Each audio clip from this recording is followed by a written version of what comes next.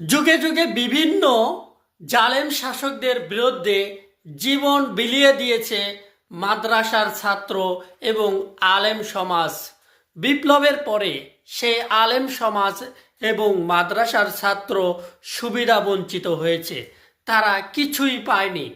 বিপ্লবের পরে নতুন করে আর এক নব্য জালেম শাসক তাদের ঘাড়ের উপর চেপে বসেছে, যার বাস্তব প্রমাণ বাংলাদেশে পাওয়া যাচ্ছে।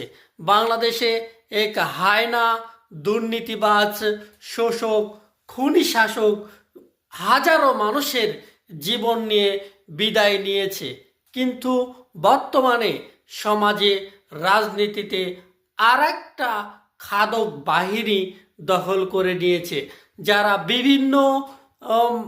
বিভিন্ন হাট, ঘাট, মাঠ এগুলো দখল করে চাঁদাবাজি শুরু করেছে।